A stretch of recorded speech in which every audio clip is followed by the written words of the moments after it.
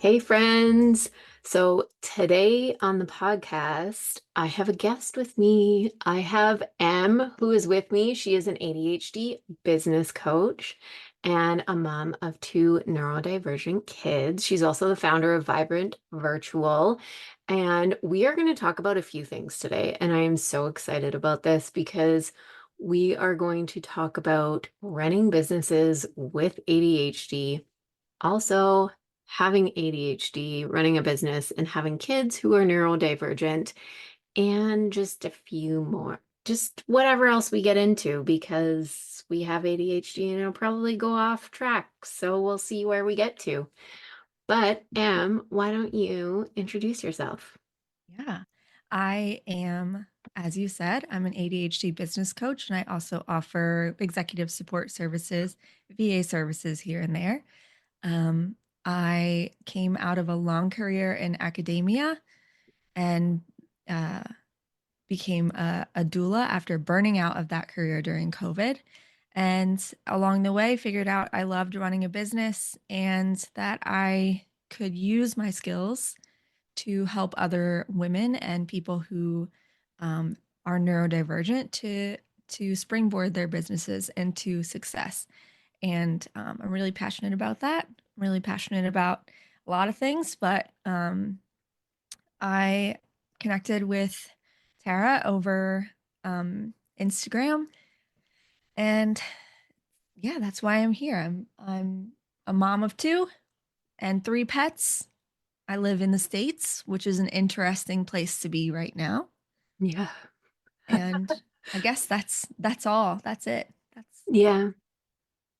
Yes, I was going to ask you just, of course, why do I even say as an aside? With this is already a tangent. What were you studying before? I actually have two master's degrees in history Yeah. and most of a PhD in history, American history, gender and urban history. Interesting. But I burned out before I was able to finish my dissertation. So I did not get the PhD, but yeah. Interesting. Oh, that would be very interesting, especially with everything that's going on right now, I'm sure. Oh yeah. Oh yeah. Of course. So, okay, well, let's start with talking about, running a business with ADHD. So, what do you do to work with people in that capacity? What does that look like? How, and let's really talk about how is that different than if someone is neurotypical? Because it is. It is very different. And I'm not sure that people who aren't in it can really Hmm. fully understand. But the main difference is that I think a lot of traditional business advice and business solutions were designed with neurotypical people in mind because they were designed by neurotypical people. So it doesn't necessarily work for the way that neurodivergent brains work. Now, we are not a monolith. We are not all the same. And but we often experience similar challenges. And so, what I have found in working with, I will say most of my clients have ADHD. Um, in working with people that have ADHD, is that we really need to approach business creatively and we need to approach it with an eye for how we can make the systems and processes of business work for our brains. Because a lot of for example, you go on Etsy and you buy like a business dashboard for Notion and you try to plug your stuff into that dashboard. Well, that is not going to work for you. If it's a copy paste Nope. solution designed by a neurotypical person, I'm sorry, it's just not going to work for your brain Mm-mm. because there's a level of rigidity there that our brains just don't function well inside of. So we have to have a level of flexibility. We have to be able to adapt and we have to have systems that adapt along with us. So I think those are kind of like maybe abstract concepts of about being ADHD and running a business, but um, I think a lot of us feel, especially when we're first starting out, like we don't know what we're doing, or that we're doing something wrong, or that we're not Hmm. cut out for business, um, because things just don't come as easily to us as it looks like it's coming to other people. So, what I do as a business coach is not to shill my offers or anything, but No, go for it. You totally can, though. I I meet clients where they're at and meet them at their level. And we collaboratively build their packages together. So, for example, I have a client right now who is the owner of a social media management agency. And she is wonderful, love her. She's the kindest, sweetest person. And she struggles with organization, she struggles with time management. And she struggles also with decision making, which is super, super common for people with ADHD because we Hmm. experience decision fatigue, analysis paralysis, whatever you want to call it. Um, Hmm. and this is for later, but if you're a parent, that gets like quadrupled. Um, Yep. so she struggles with like um, decision making frameworks. So when she came to me and said, how can we work together? I said, let's look at what you really need. You need some help with time management, productivity, decision making. That's like the ADHD coaching side of things. That's where the business coaching comes in. But she also needed help managing her team. So, with my background as a VA and as an OBM, I'm able to offer her also OBM services to help her manage the business in a really tangible way, like managing her team, dealing with some of the financials, dealing with some of the logistics stuff, the operations stuff that goes into just being a business owner. And the other part of that is executive support. So I do daily check ins with her and I say, hey, how's the morning going? What are we prioritizing today? What does our time blocking, time boxing look like today? So that she gets that accountability piece as well. That's an example of like a coaching slash executive support package that I would put together for a client. And I think that doing it this way, rather than, for example, if she had hired a business coach and an Hmm. OBM and an executive support person, then those three people would have to like coordinate with each other to make sure that she's getting everything she needs. Nobody's doing that. No. Those three people are not coordinating with each other. They are each on their own individual contracts and in their little silos. So what's nice is to be able to offer that in one package to her, that I know the bigger picture of what's going on in her business and in her life, and I can help her in really tangible ways. Um, so that's like an example of what I do. Yeah, I love that because it is, it's so true. It does have to be much different. And I think, so often people look to the 6 steps to build a business or the 6 steps to get to, your 100K or whatever the hell. And like, that just doesn't work anyways. Like, that's not going to work for you, period, no matter who you are. I don't care. But for someone who is neurodivergent, like, that's hell. Like, no, our brains just don't work that way. I did, and I don't know if you find this, but something that I struggle with sometimes, and I call it ADHD paralysis, is like getting stuck if there's a task that seems like it's too big and I haven't broken it down into smaller pieces, and it's getting stuck on where to start. Mhm. And that is like something that's a huge thing. And it's these kind of things that I don't think, other people would look at and just be like, well, that's dumb. Like, that's easy. What do you mean? You just have your list and you like check it off. But the example that I gave for like this reel that I did, it was like engaging on Instagram. Like, you say that, and I'm like, what? With who? Like, where do I start? And then I'm scrolling and I'm looking at all of these other people, and I've forgotten why I'm even on here in the first place. So it's really like breaking it down, being very specific about what you need to do so that you can actually get the shit done that you need to get done to move forward in your business. Yeah, definitely. And I mean, there's also a flip side to that where you have this one big thing, engagement on Instagram.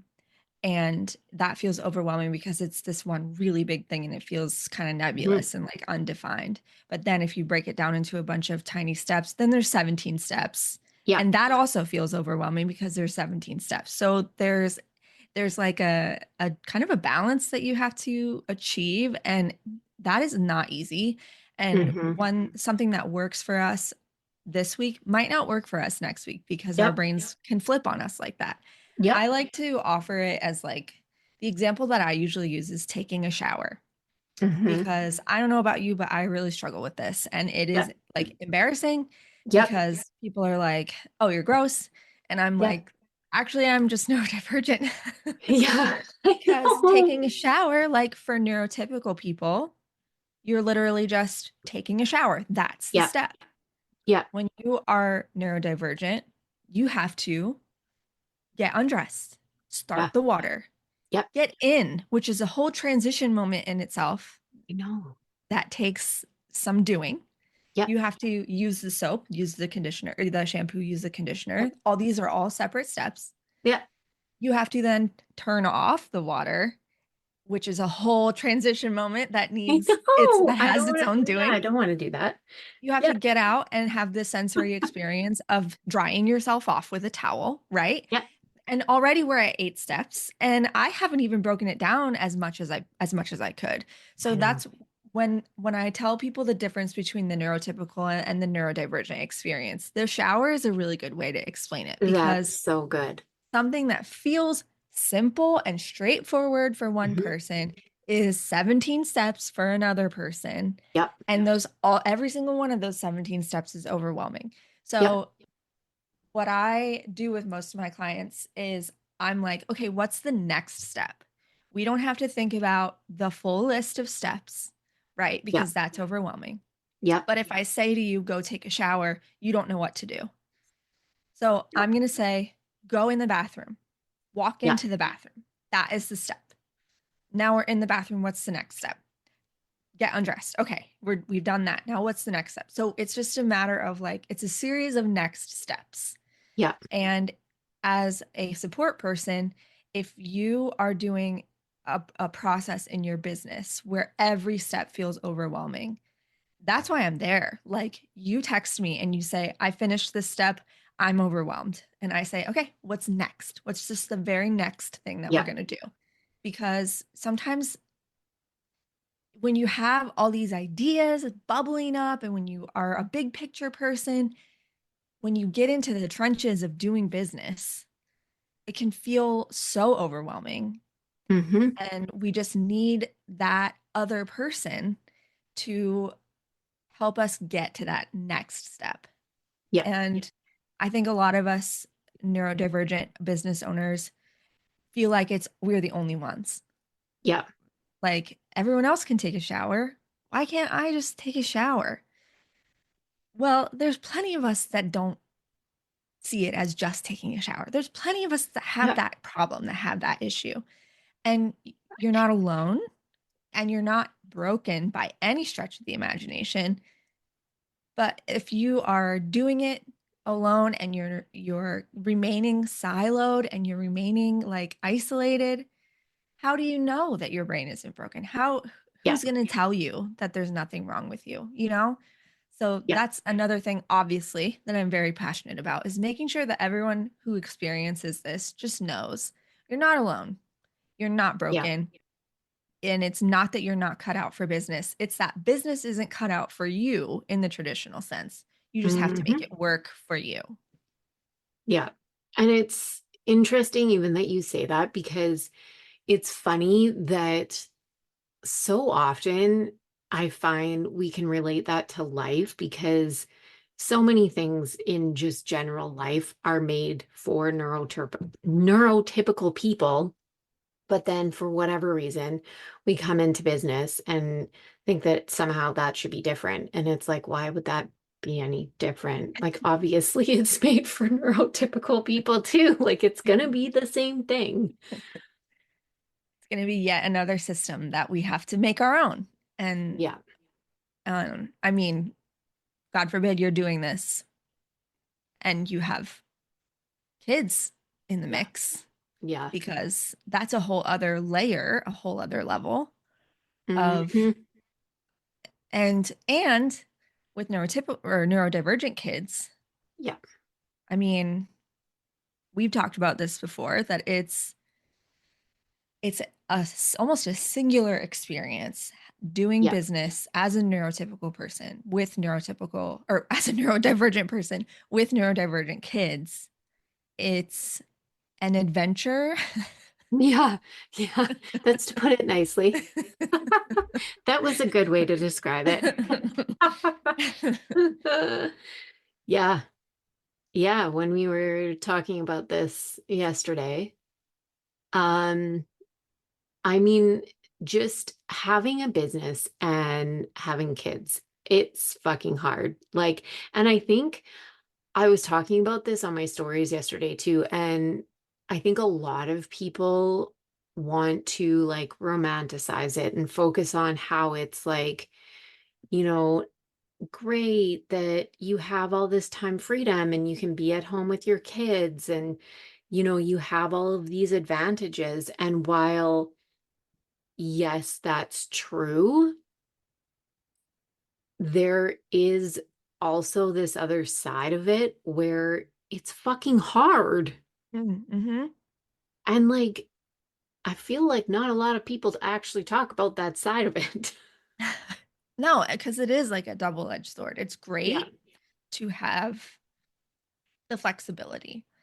Yeah. Um, my daughter has anxiety, and part of her, what we have in the US is a 504 plan, and she has a 504 plan, where part of what she's entitled to at school is, if she is having a rough anxiety day, if she's having a bad mental health day, she can stay home from school, and she doesn't, like, we don't face additional like penalties for that if she misses a lot of school. So that's great. And it's great that I work from home, that I am able to facilitate that without, getting in trouble for taking too much sick time or taking too much PTO from my employer, Hmm. because, I don't have to deal with that. But that means also that on the days that she does stay home, because she is neurodivergent, she has ADHD, and she has Hmm. anxiety, that I can't just park her in front of the television with, Hmm. a show or a movie and get my work done, Yeah. because she needs a level of engagement and stimulation that neurotypical kids, especially when they are sick or not feeling well, you know, I remember my sister just like being a slug on the couch when she didn't feel well, and my parents could just, get their work done around her. Yeah. Me, no. I and my kids, no, absolutely not. They need Mm. engagement. They need stimulation. And um like a couple of weeks ago, they were both homesick with colds. And I said, I don't care that it's cold outside and that you are sick. We are going for a walk because we have to get some of this energy out. And Yeah. that was 45 minutes that we were out on a walk, and I wasn't getting work done, Yeah. because as much as I'm grateful for the ability to be home with my kids when I need to be, and have the flexibility to come and pick them up from school if they're not feeling well, or all of this, it's great and I'm so grateful. But it also means that my business suffers when my time and my attention is divided that much. Yeah.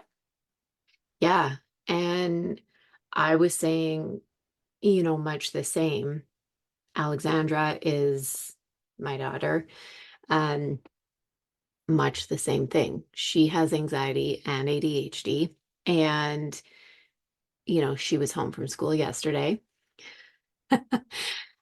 And last week, I think she called 4 times wanting to come home.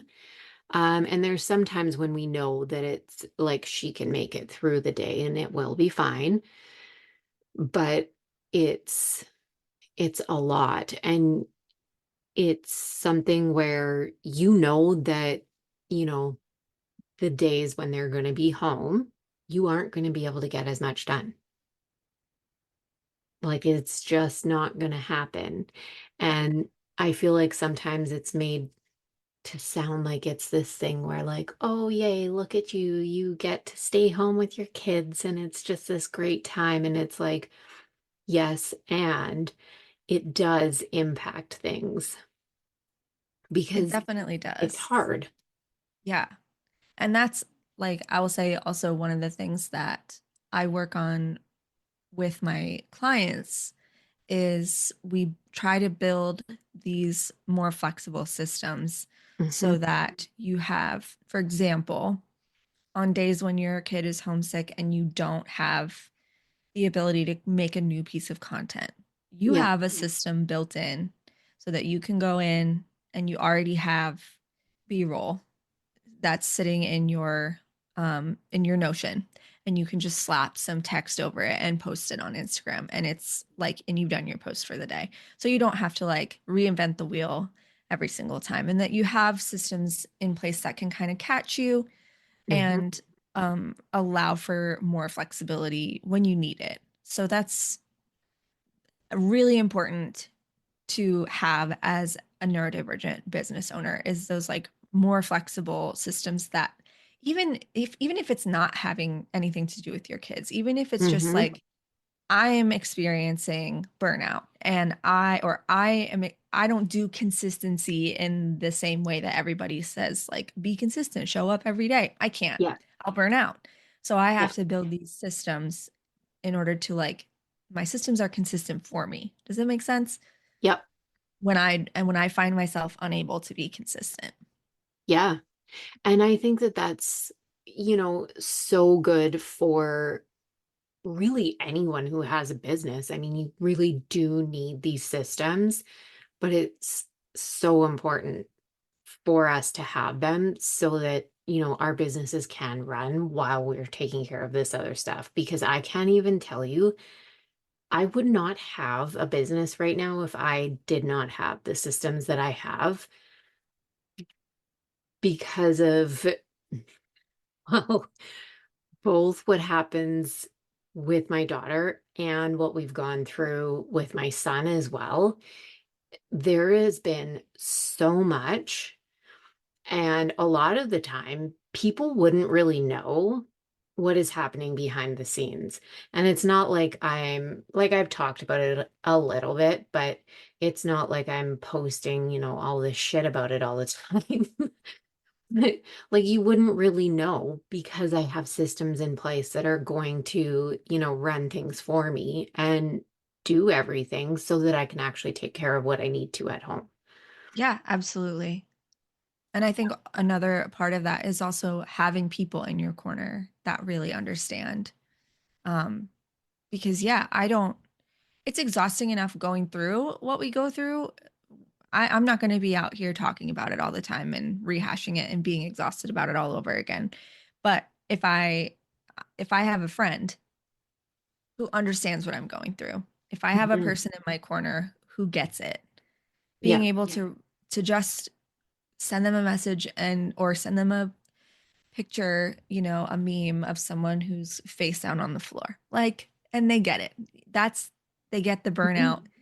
they get the exhaustion, they get the analysis paralysis, the fatigue. Like they get it.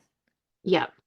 Even better if you have someone in your corner who is like running a business, who's in that same situation that you're in. It's just so important to have those people and to be able Mhm. to lean on those people in those moments of like feeling like it's falling apart. Yeah. Yeah, exactly. It really does help a lot because so often you feel like you're all alone and it's just like there's no one else that is going through this and it's like what the hell is It's happening so right now? isolating. It's Yeah. so isolating. but we're not alone. And I Yeah. think, especially now in our current political climate, finding those like-minded people, finding those people who are Yeah. experiencing everything in similar ways that you are, like that is going to be the key to survival. Yeah. Yeah.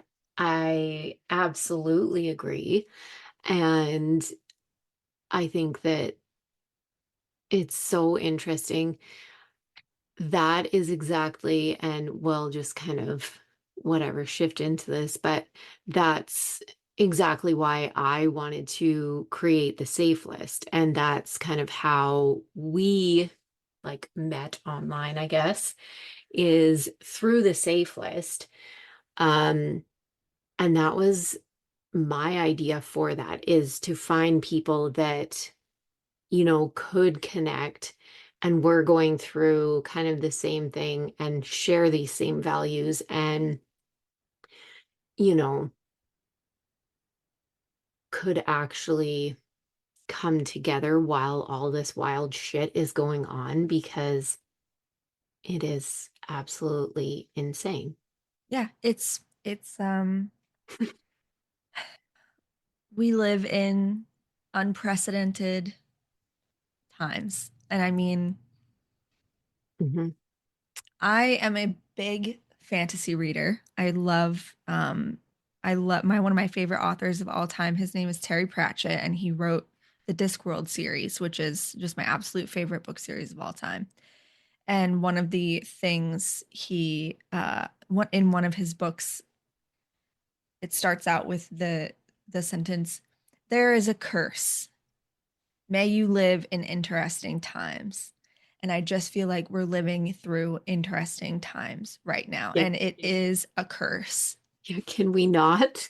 Could we have skipped that though? Can we have, if we could just get some precedented times, I know. that would be fantastic. I know. Like I don't like it here and I can't like all that we keep saying is we're literally in the dumbest timeline. Like it's just it's so stupid and also it's so horrifying at the same time. Yes, And then again so stupid. Like what is going on? it is. I mean, it's a violent timeline. Yeah. It's violent in every way on every level. Yep. And I fear that a lot of people don't see it Yes. or are willfully not seeing it. Yep. There's a level of like understandable ignorance, but there's also a level of willful ignorance. Yep. And I think one of the reasons that I reached out to you and wanted to put my name on the safe list was because I feel a certain responsibility for bringing awareness and making sure that people are not able to be, ignorant. Hmm. That if they're going to be ignorant, it's got to be willful, because Yep. they need the information in order to make that informed choice about what they're going to do and how they're going to act and react in this situation that we find ourselves in now. Yeah. And I just it blows my mind a little bit. And we talked about this a bit before, but I can understand why, you know, some people maybe don't want to put their name on the list. And like I've said, I have had people reach out and I've reached out to people and I do have people that I'm adding and it is not yet finished to actually get the link out because it's taking me a bit of time. But anyways, it's coming. Um, but it's it's an interesting thing to do because I get why people don't want to put their name out there somewhat. And at the same time, there's, I was talking to someone else about this, and there's some people where it's not even about putting your name on the safe list, but just who, maybe have businesses that are, based on like women empowerment and things like that. And they've said nothing. There's been nothing. And I'm Yeah. like, to me, that's really fucked up. Yeah, it is. And it's like on some level I get it, right? Because I told you I had a moment of hesitation Yeah. before I reached out and I said to like I was like, am I going to alienate potential clients by putting Yeah. my name on this? And it took me being like, yes, I am, and that's Yeah. okay.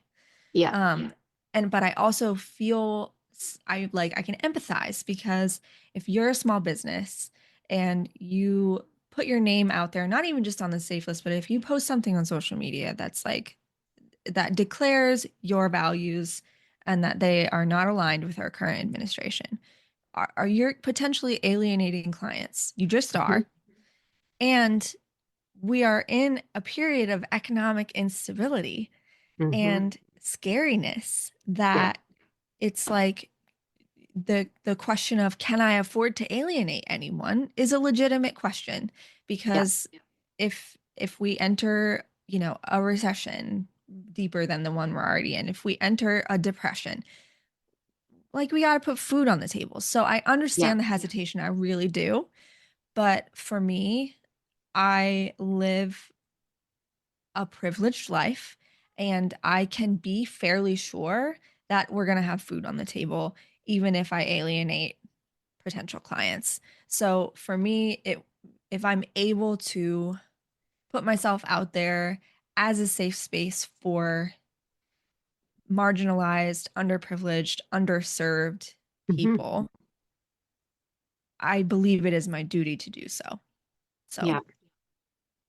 Yeah. And I think for me, it came down to I just kept thinking about like if I was going to hire someone and I didn't know where they stood on things, I needed to know. yeah. And I think the days of dancing around it are kind of over. At this point, yeah. Yeah. Yeah. It's gone too far now where it's gone too far. Yeah. Like It it has. just, it's not, There's no what's the word?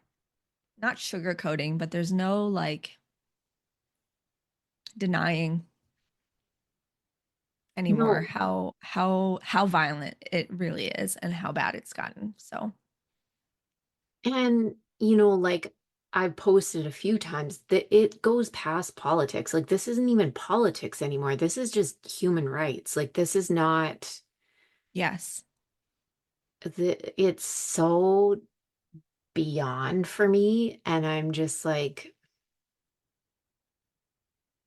there needs to be a way for people to know that there are people who do value human rights, and these are Yes. them, and these are those people that you can actually work with and, you know, know that they are safe people to work with.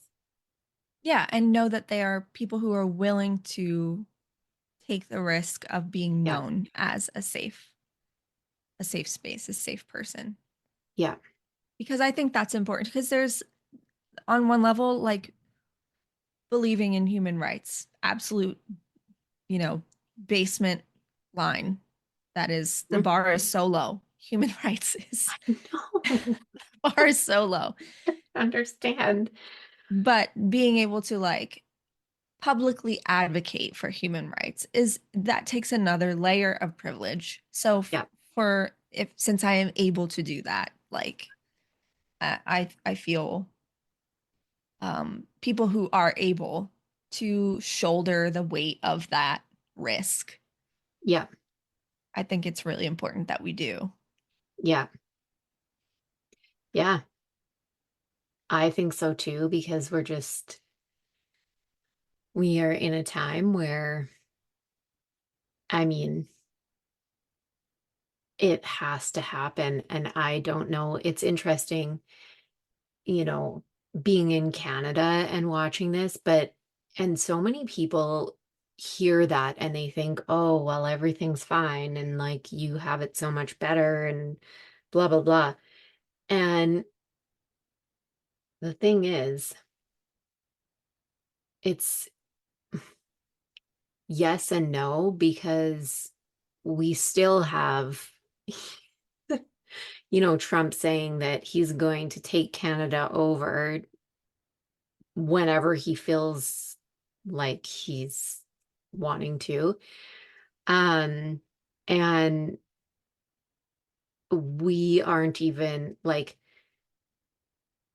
there's a no travel advisory. I told you before this, like, there's not a chance in hell I would try going to the States right now. Like, I No. wouldn't because I'd be detained. Um, our political situation, we have an election that's coming up right away. And I believe if one of the guys that's up for election gets in, I mean, he's a mini Trump, and that's not going to go well for us. No, I mean, I don't know how much political commentary you want from me. I think that Trump Oh, has actually done you a favor in attempt in talking about taking Canada as the 51st state because a lot of Canadians really reacted viscerally to that and said, I don't yeah, think so. And yeah, so that turned them off of a lot of his other rhetoric, which is that's good. Like you should be yeah, turned off by his rhetoric. Um, so that is I'm I knew that he was going to win. I knew that Trump was going to win because I saw the writing on the wall. I don't interesting. think Yeah, that your Conservative Party candidate is going to win. I think that you guys are going to be yeah. okay. I Um, I'm pretty sure we're good, but but boy, do I it's understand interesting. that fear. It's interesting still.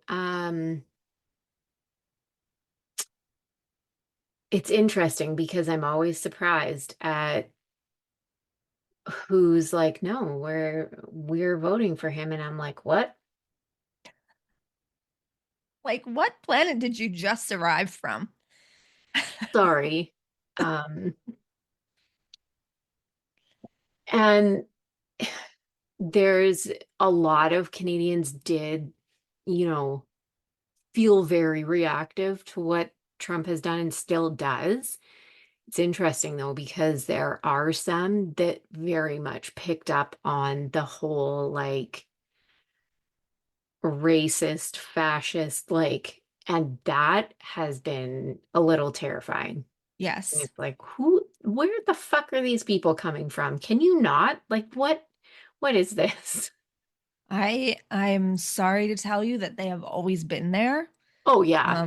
Oh They yeah. just have they're they feel enabled Yep. and what they have always believed has now become mainstream. So Yep. they feel emboldened to actually vocalize it. And so Yep. that's, I mean, I I fully believe, the make racism wrong again That's rhetoric. a good We've one. gotta Yep. gotta there's gotta be some I shame. know. There's gotta be some kind of social. It's insanity. It really is. And Yeah. I hope against hope that it is not going to turn into full-blown war. But again, I know. like I, as a historian by training, and I can see the patterns forming, and I am not hopeful. So, I know. Yep. That's about how we feel. It's about where we're at also. Yep. Yeah, ah, I know. Yeah. So, anyways, that was great. that was really just uplifting and hopeful. The most amazing note that we will leave you on is that World War III is coming. Just kidding, but not. However, you can still be successful and build a business. You can have ADHD and build a business. And let me just say, like, Yeah. yeah, we're living in unprecedented times. We are living on the worst, dumbest timeline. Yep. But that you can't let that you can't let that preclude you from chasing after what you want. Because Yeah. if not now, when the world is going to hell in a Exactly. handbasket, like when When, you got to just do it and go for it, find your people and let them support you through it because yep. it is absolutely terrifying to be a business owner and a parent right Yep. now. But also, since getting into this and since starting my business, I have met some of the most amazing people who share the same values as I do. I have I have connected and made lifelong friendships in this business that are that don't nothing I did before this can compare to the kinds of people that I have found since starting this. Hmm. So there is hope in chasing what you want and in building something beautiful in an ugly time. Yeah. Yeah. Yeah. I absolutely believe that also. So I will actually that will actually be my little nugget of hope that I That's good. I like it. Where can people find you? I'm on Instagram at Em Shindel, EMSHINDEL. You can find me at vibrantvirtual.co. I'm also on Threads, same handle. Mhm. And fun fact, I just started a Bookstagram account because, as I mentioned before, I'm a voracious reader. It has been long been a dream of mine to have a Yeah. Bookstagram account. So you can also find me there if you like to read at Emmy, EMI, dot reads dot and dot writes. I know it's long, I know it's confusing. Emmy reads and writes with a period in between each word. Excellent. Amazing. I will link it all in the show notes so people can go check all of that out and connect with you. And this was amazing. Thank you very much for coming and joining me. Thank you so much for having me. I really enjoyed it. Yeah, it was a great conversation. So I will leave everyone with, as always, go after everything that you fucking want and be unapologetic about it.